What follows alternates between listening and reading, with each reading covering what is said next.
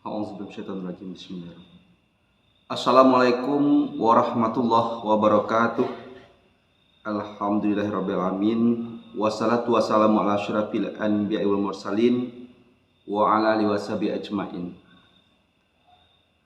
Puji dan syukur kepada Allah Subhanahu wa taala. Selawat dan salam sama-sama kita hadiahkan kepada Sayyidina Mustafa Muhammad sallallahu alaihi wasallam.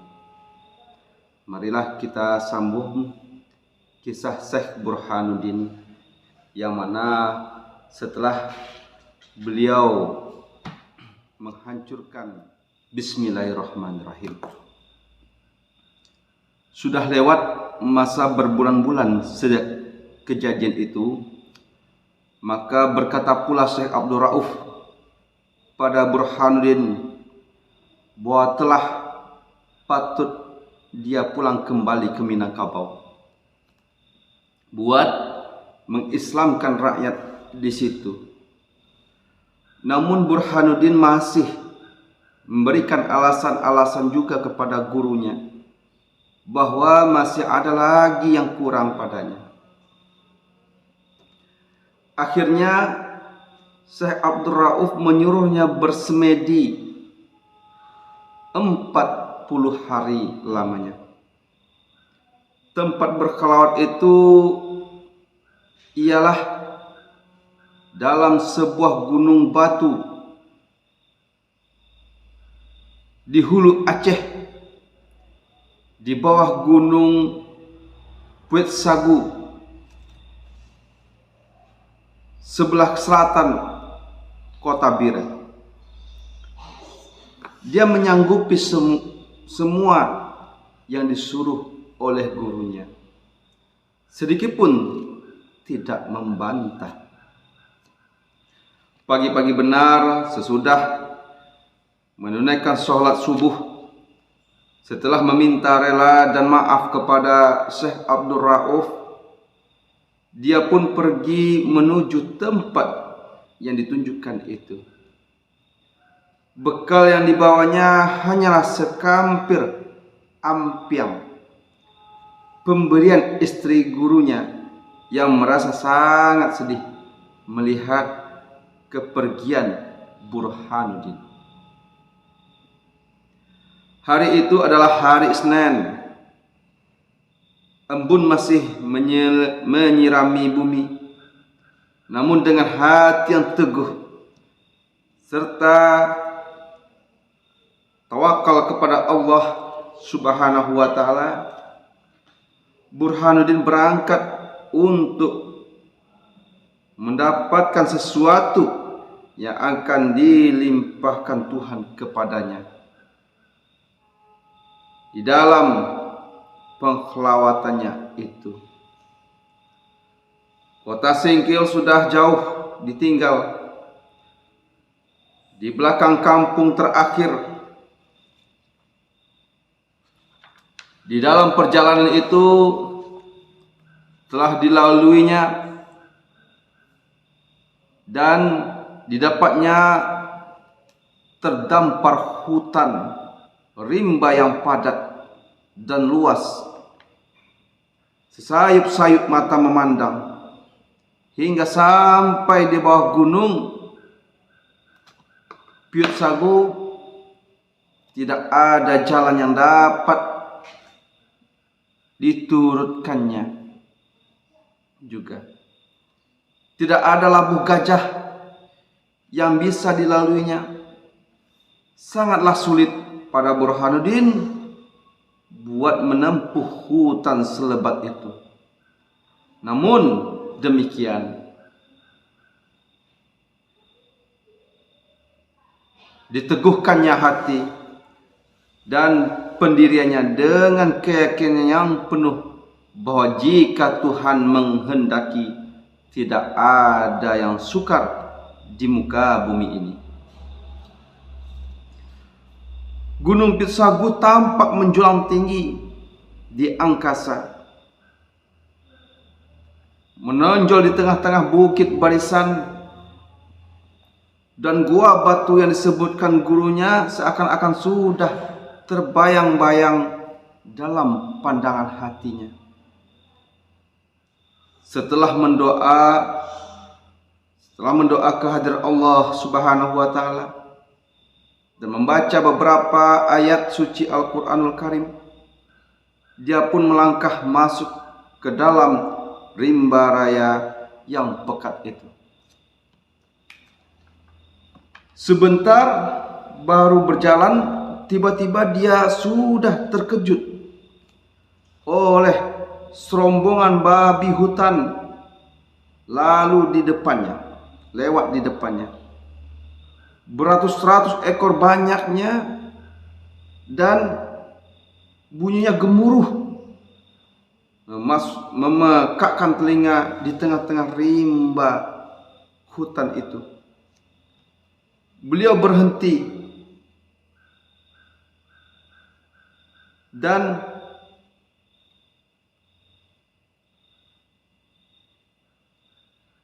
tersenyum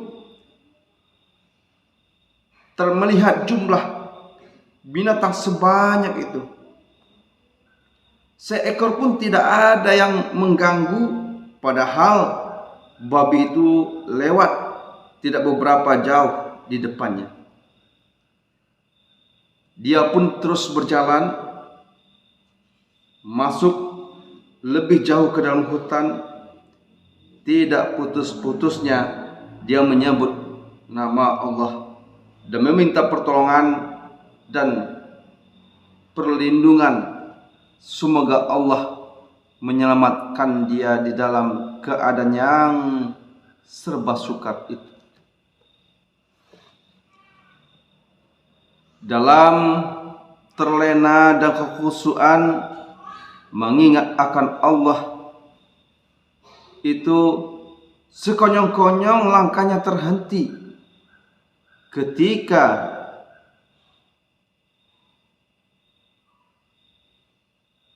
menyentuh badan seekor ular besar, warnanya hijau kemerah-merahan. Ular itu bangun dari tidurnya dan menegakkan kepalanya menghadap kepada Burhanuddin, dan lidahnya yang berujung 3 itu menjulur-julur menakutkan. Dia pun mendoa kepada Tuhan dan menyerahkan diri sebulat-bulatnya. Berkat perlindungan Allah Subhanahu wa taala, berkat perlindungan Tuhan Rabbi Jal,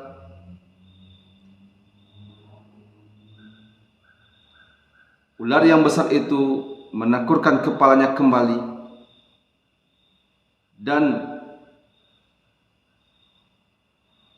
menyegera jauh, seakan-akan dia memberi jalan pada Burhanuddin. Sesudah mengucapkan syukur kepada Yang Maha Kuasa, dia pun berjalan pula. Cahaya dalam rimba makin lama makin suram. Matahari yang sedang bersinar dengan terik tidak tampak lagi. Menengah ke atas, yang kelihatan hanyalah dahan kayu dengan daun-daun yang rapat. Sekelilingnya penuh dengan pohon-pohon besar, kecil, dan dengan juri menjulur-julur kian kemari. Belum beberapa lama dia meneruskan perjalanan itu, tiba-tiba dia terlambung dari bumi.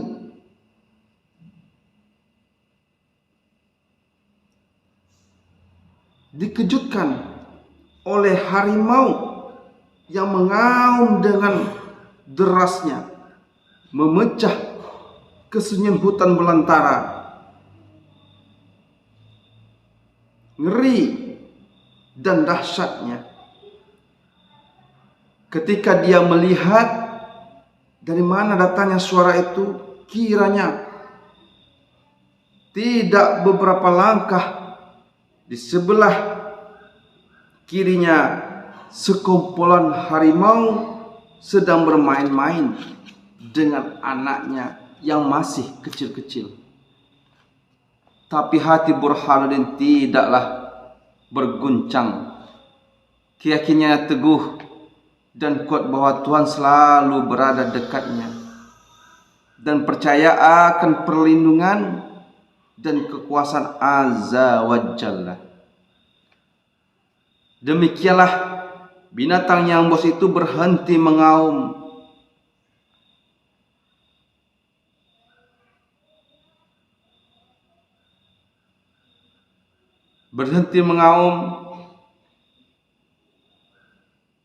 Dan melihat Burhanuddin lalu di depannya, dan kemudian merebahkan badannya di tanah sambil mengelus-eluskan kepala seolah-olah hendak tidur. Burhanuddin mengucapkan syukur pada Tuhan dan terlepaslah dia dari bahaya maut itu. Dia pun meneruskan perjalanan. Hutan semakin lama bertambah rapat. Semak belukar yang padat semakin menyulitkan perjalanannya.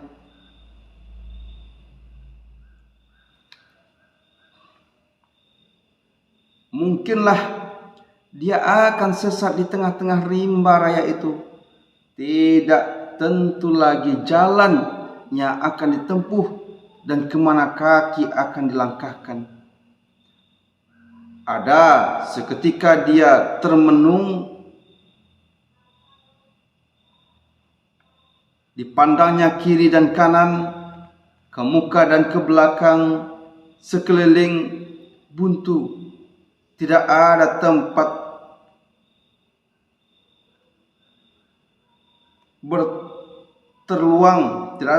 terluang untuk lalu, untuk dilewati.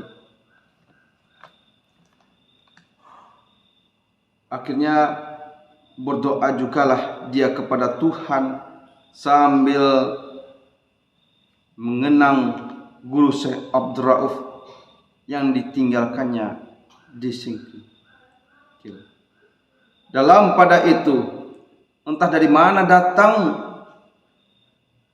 muncullah seekor gajah putih tunggal, tidak berkawan, lewat di hadapannya dengan tidak melihat kanan dan kiri, menebas hutan padat itu.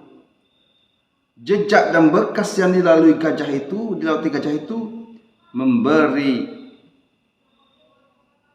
peluang yang baik bagi Syekh Burhanuddin untuk berjalan. Maka dengan tidak berpikir panjang lagi, dia pun mengikuti jalan gajah putih itu. Kemana gajah itu lewat, kesana pula dia. Gajah berbelok, dia pun berbelok, dan demikian seterusnya. Dengan tidak memanjangkan kisah perjalanan Burhanuddin menempuh hutan lebat.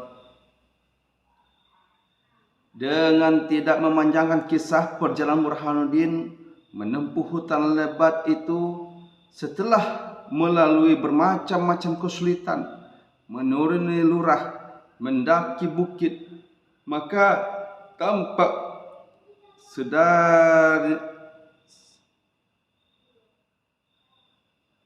tanpa disadarinya dia sudah berada di bawah gunung Piut Sagu. Hari telah sore, matahari menurun jauh di sebelah barat dan cahayanya telah mulai suram kegelapan. Di hadapannya tampak terbentang dan menjulang tinggi gunung batu yang curam. Dia pun bersyukur kepada Tuhan yang telah memperlihatkan kekuasaannya, karena tidaklah mungkin menurut pandangnya dia akan sampai di sana dalam hari sehari itu. Gajah putih yang telah memimpin perjalanannya tidak lagi kelihatan kemana perginya, hingga dia tidak sempat mengucapkan terima kasih kepada binatang yang budiman itu. Didekatilah tebing bukit batu yang curam, mengerikan itu, hendak mencari gua mana yang harus dihuninya. Dalam pengnolehannya dan pengkelawatannya selama 40 hari itu, sebelum senja merebang dan sesudah menjalani bukit batu itu, maka tampaklah olehnya tanda-tanda gua yang sudah dipesankan gurunya Syekh Abdul Rauf. Tidak beberapa jauh di depannya dia melihat seekor elang terbang dari pintu suatu gua. Dengan segera ditujunya tempat itu dan bertemulah gua yang dicarinya. Di muka pintu gua itu tumbuh sebatang puding jantan. Daunnya merah, tidak berbencak, dan tidak beberapa langkah dari situ ada sebuah mata air yang sangat jernih airnya. Sesudah membakar kemenyan yang diberikan Syekh Abdul Rauf dan memberi salam takzim di pintu gua, dia maka dengan membaca kalimah-kalimah Tuhan, Burhanuddin pun masuk ke dalamnya. Pintu gua itu kecil, tetapi di dalamnya sangat lapang, tidak terkira dan gelap, tidak satu pun yang kelihatan. Sesudah dipandangnya sehabis pandang, dan tidak adalah lagi yang memandang, dia pun melangkah tidak tertegun-tegun. Di dalamnya datar dengan batu-batu yang bersusun rapi, seakan-akan ada orang yang menyusunnya. Setelah masuk beberapa langkah kemudian, membelok ke kanan, dilihatnya lapangan yang agak luas. Sedikit di dalam gua itu ada cahaya kesuram-suraman di dalamnya. Tapi entah dari mana datangnya cahaya itu tidak diketahui. Sedang yang mengelilingi tempat itu hanyalah batu yang melengkung tinggi. Burhanuddin menuju sebuah batu besar yang ada di tengah-tengahnya, dan tidak beberapa jauh dari situ mengalir sebuah anak sungai yang kecil dan sangat jernih airnya.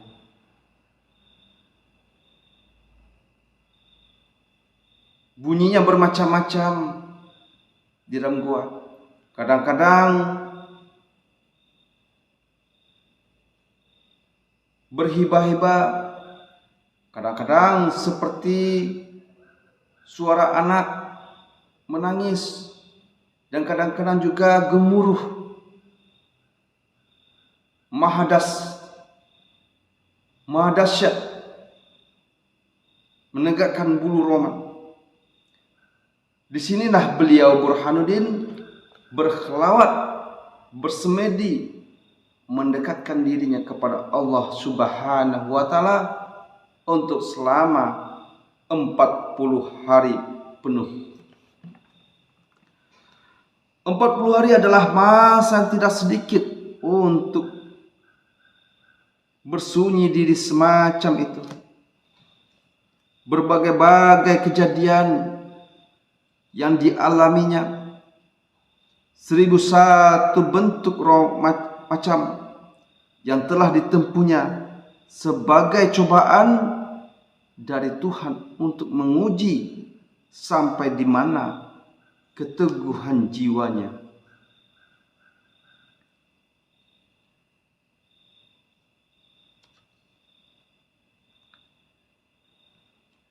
Dan betapakah besarnya kepercayaannya kepada Allah. Inilah ujian yang penghabisan bagi beliau Burhanuddin untuk mendapatkan suatu kesimpulan yang kokoh serta keyakinan yang padat, tidak retak dan tidak sumbyang, bahwa Tuhan itu berkuasa di atas semua makhluknya. Di sini jugalah beliau menunjukkan keteguhan imannya bahwa jasmani atau tubuh yang kasar itu tidaklah ada artinya jika tubuh yang halus sudah berdiri dan akhirnya tidak ada suatu pun di antara segala-galanya dalam alam ini yang akan memberi bekas jika tubuh batin telah berdiri pula, yaitu hubungan batin antara manusia dengan Tuhan sudah tidak berantara lagi. Tiada Tuhan melainkan Allah, dan tidak dapat terjadi sesuatu jika tidak dikehendakinya, dan bahwa tidak siapapun juga di alam ini yang dapat mencegah dan melarang jika Allah hendak memberikan. Dan begitu pula lah sebaliknya, bahwa tidak siapapun juga di alam ini yang dapat memberi dan menghancurkan dan membinasakan jika Allah mencegah dan melarangnya.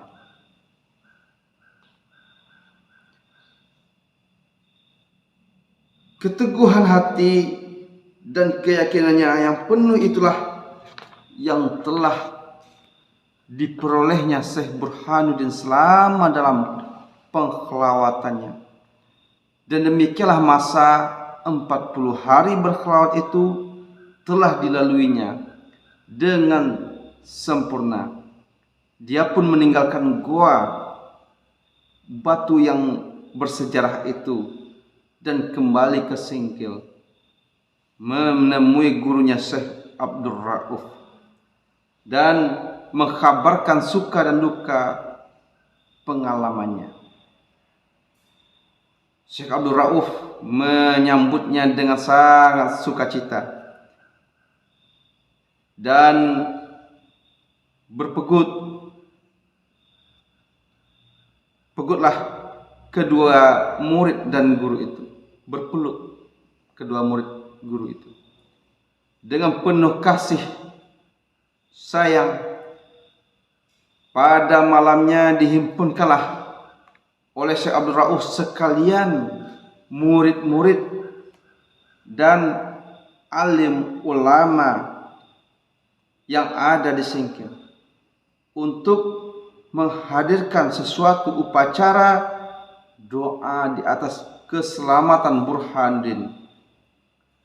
Semuanya sholat bersaf-saf dan zikir sampai tiba di waktu subuh. Pada waktu itu, keempat teman Burhanuddin seperjalanan dahulu telah lama pulang kembali ke Minangkabau, ke kampung mereka masing-masing, dan tidaklah mereka mengetahui kejadian yang telah dialami Burhanuddin ini.